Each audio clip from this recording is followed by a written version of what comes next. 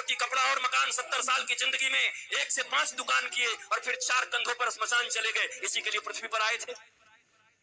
सारी जिंदगी टेंशन, सारा जिंदगी दुख, सारा जिंदगी डिप्रेशन, सारा जिंदगी हाय हाय, सारी जिंदगी कर्ज, सारे जिंदगी रिश्तेदारों को मनाते रहे, एक दूसरे से नीचा देखने और दिखाने का काम चलता रहा और उसके बाद एक दिन तुम्हारी मृत्यु आ गई। हमने सुना था कि मनुष्य का जीवन सबसे सार्थक होता है। दुर्लभो मानुषो देहि देहि नाम क्षणभंगुरः तत्रापि दुर्लभम मन्ये वैकुंठ प्रिय दर्शनम। ये दुनिया में सबसे ज्यादा, सबसे अधिक, सबसे ज्यादा प्रभावशाली मानवीय जीवन है। क्या ये जीवन है? क्या इस जीवन के लिए मनुष्य को श्रेष्ठ बोला गया? ये कौन सी श्रेष्ठता है तुम्हारी? तुम चैन से सो नहीं सकते, तुम चैन से बैठ नहीं सकते, तुम पड़ोसियों का उत्थान नहीं देख सकते, तुम दुख को हैंडल नहीं कर सकते। राम जी के जैसा सत्ता चढ़ा जाए, उसके बाद भी जब माता कौशल्या पूछती है, राम तुमने सब काम कर लिया ना, सारी पूजाएं कर ली ना, कल मेरे बेटे का राज्याभिषेक होने वाला है, कल तो युवराज बनेगा। तो धीरे से राम जी कहते हैं, माँ मेरे पिताजी इतने छोटे थोड़ी हैं। बोला क्या हुआ? मेरे पिताजी ने निर्णय किया है कि छोटे से राज्य अयोध्या का मुझे युवराज नहीं बनाएंगे। पिता दीन मोहि कानन राजू, उन्होंने मुझे वन का राजा बना दिया है, मुझे वन का विराट राजा बना दिया है। ये राम है। रातों रात सत्ता छिन गई पर अपने पिता को कह रहे हैं, मेरे पिता ने मुझे वन का राजा बना दिया। माँ अयोध्या छोटी है, मैं बड़ा हूं ना। तो कहा तू इतना छोटा राज्य संभालेगा, तू वन का राज संभाल। जा, लाखों ऋषि महर्षि तेरा इंतजार कर रहे हैं। कई सबरी तुम्हारे लिए बैठी हैं, कई सुतीक्षण बैठे हैं, कई सरभंग बैठे हैं, कई जटायु तुम्हारे लिए बैठे हैं, कई सुग्रीव बैठा है बाली से लात खाए। जाओ सबका उद्धार करो। और इसलिए राम को वनवास दे दिया। पर तुम्हारे जीवन में ऐसी स्थिति आ जाए तो तुम्हारे बच्चे आत्महत्या कर लेते। नंबर कम आ जाए, अगर पिताजी ने कह दिया, माता जी ने, अगर तेरा 80% से कम आया, शर्मा जी के बेटा से अगर तेरा नंबर कम आया तो मैं जहर खा लूंगी। बच्चा देखता है नंबर तो आया 60%, घर आते आते सोचता है आखिर माता पिता ने कहा है हम जहर खा जाएंगे, वो क्यों मरेंगे, हम ही खा जाते हैं। इतना प्रेशर क्यों पढ़ने का? क्या पढ़ा रहे हो? मशीन बना रहे हो बच्चों को? गधों की तरह बोझ टांग दिया है यहाँ पर। क्या करोगे? 2 रोटियां ही तो कमाओगे ना, 2 कपड़े ही तो पहनोगे ना, इतने ही ना, किससे कुछ ज्यादा। रावण और राम की वृत्ति में क्या अंतर है? इतना ही तो है। रावण कहता है कि दुनिया में जितना भी सुंदर है वो सब मेरा होना चाहिए, सब मेरा है। राम जी कहते हैं जो मेरा है वो सबसे सुंदर है। यही राम और रावण के विचार में अंतर है। जो मेरा है वो सबसे सुंदर है। दुनिया का सब सुंदर मेरा करने में तो रावण बन जाओगे। इस वृत्ति का अंतर है। यही राम और रावण का युद्ध है। जो प्राप्त है वही पर्याप्त है, नहीं तो सर्वत्र दुख व्याप्त है।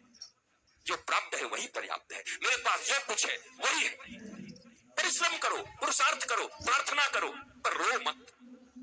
वही है, वही जो राम रचि राखा, को करे तर्क बढ़ावा ही शाखा। इसका मतलब ये नहीं कि आलसी बन जाओ। अगर मैं भी ये कह के पढ़ा होता कि राम जी का कथा होगा तो राम जी कराएंगे, तो क्या राम जी हमारे घर में एरोप्लेन घुसा देते एयर इंडिया को? क्या करते? हमें आना पड़ा, हमें निकलना पड़ा वृंदावन से आकर के दिल्ली आना पड़ा, दिल्ली से हमें फ्लाइट लेनी पड़ी, फ्लाइट से आकर के रांची लेना पड़ा, रांची से 2.5-3 घंटे में हम और अन्नू बैठ करके साथ में यहां तक पहुंचे, तब जाकर के बेरमो फुलसरो पहुंचे। यहाँ घाटी ऐसी पूरा झारखंड। हम तो चैतन्य महाप्रभु को याद करते आ रहे थे कि हे महाप्रभु हरे राम हरे कृष्ण हरे राम हरे कृष्ण। पूरा हरियाली चारों तरफ थी, अच्छा था। आए, यहाँ भी आनंद आया, आपको देख करके आनंद आया। याद रखो, कहते तो सभी हैं पर विश्वास रखो, दोनों भुजा उठा के कहता हूं, मेरे लिए बस एक ही आह्लाद है, न कोई चढ़ावा न कोई सामान, बस हृदय से आकर के बैठ करके राम का गुणगान सुन लो, यही मेरी दक्षिणा है। अगर तुम्हारे मुख से राम और कृष्ण के नाम निकलने लगे, तुम्हारे बच्चे अगर शिवाजी और छत्रपति महाराणा प्रताप इत्यादि की तरह होने लगे, विवेकानंद होने लगे, तो मेरी दक्षिणा मुझे मिल गई है। इससे ज्यादा क्या चाहिए? कपड़े भी हैं, गाड़ियां भी हैं, आश्रम भी हैं, बहुत कुछ है। अब क्या करूंगा? मैं अकेला हूं। अकेला नहीं हूं, मेरे साथ 8 अरब लोग हैं। वसुधैव कुटुंबकम, 140 करोड़ भारतीयों के साथ 8 अरब लोग। क्योंकि सनातन संस्कृति ही एक ऐसी संस्कृति और धर्म है जो पूरी दुनिया को अपना परिवार मानती है। कोई कहता है मैं बड़ा, कोई कहता है मैं बड़ा, कोई कहता है मैं बड़ा, पर एक हमारा धर्म है जो कुछ नहीं कहता। वो कहता है धर्म की जय हो, अधर्म का नाश हो, प्राणियों में सद्भावना हो और विश्व का कल्याण हो। ये हम कहते हैं, सनातन ही धर्म है। बाकी मत हो सकते हैं, जितने भी लोग हैं, 8 अरब लोग हैं, 8 अरब मत हो सकता है, पर धर्म एक था, एक है और एक सदा रहेगा। और उस धर्म का नाम है सनातन धर्म। एकमात्र धर्म इस पृथ्वी पर है जो पूरी दुनिया को अपना परिवार मानता है, अपने परिवार की तरह रखता है और पूजता है। तुम्हें गौरव हो, मुझे याद है आज के 10-12 साल पहले जब योगी आदित्यनाथ जी महंत जी सांसद थे, हमारा मिलन हुआ गोरखपुर में, गोरखनाथ पीठ में। एक भागवत की कथा थी, वहां मैं भी था, आप भी थे, एक साथ बैठे हुए थे। हमारी चर्चा होने लगी। उन्होंने कहा क्या कह लोग हमें सांप्रदायिक सांप्रदायिक कहने लगते हैं।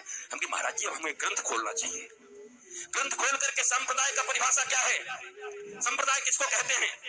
सम्यक प्रकार से हमारे पूर्वजों ने जो हमको प्रदान किया है, जो विचारधारा, जो अपनी विचारधारा, पवित्र विचारधारा हमारे पूर्वजों ने हमें प्रदान किया है, उसको कहते हैं सम्यक प्रकार से विचारों को प्रदान करने की प्रक्रिया को संप्रदाय कहते हैं। और अगर इसे संप्रदाय कहते हैं तो महाराज आज के बाद आप कह दीजिएगा टीवी चैनलों पर कि गर्व से कहो हम सांप्रदायिक हैं, हमारे पूर्वजों ने हमको जो विचार दिया है उसको लेकर के हम इस दुनिया में चल रहे हैं। लज्जा क्यों करते हो, शर्म क्यों करते हो। ये अनपढ़ लोग, ये गंवार लोग जिन्होंने मैकोले की शिक्षा विद्या पढ़ा करके तुम्हें पीछे की ओर ढकेल दिया, तुम सच्ची बात भी कहते हो तो कहने के लायक नहीं रह जाते हो। सांप्रदायिक कोई खराब शब्द नहीं है, संप्रदाय शब्द भारत का सबसे प्यारा शब्द है, सनातन संस्कृति का सबसे प्यारा शब्द है। पर तुमको संप्रदाय के लिए क्या पढ़ा दिया गया, तुष्टीकरण और संप्रदाय पढ़ा दिया गया तुमको। यहाँ तुष्टीकरण नहीं, यहाँ 140 करोड़ लोगों के संतुष्टीकरण की बात होती है, यहाँ 8 अरब विश्व के लोगों की संतुष्टीकरण की बात होती है।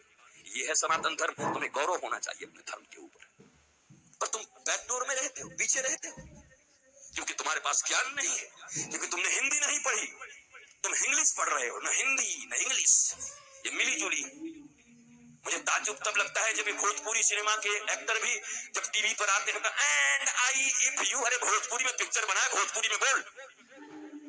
ये हिंदी एक्टर जब आते हैं सिनेमा बनाएंगे, हिंदी बनेंगे, कुली बनेंगे, गांव के आदमी, पर जब आएंगे तो एंड आई एंड मेरी जान, अरे हिंदी बोल भाई, तुमको हिंदी वालों ने सुपरस्टार बनाया है।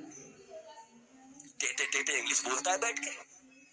और हमारे देश में अंग्रेजी बोलना मतलब एजुकेटेड होना, ज्ञानी होना। ये भारतीयों इस गुलामी से कब निकलोगे।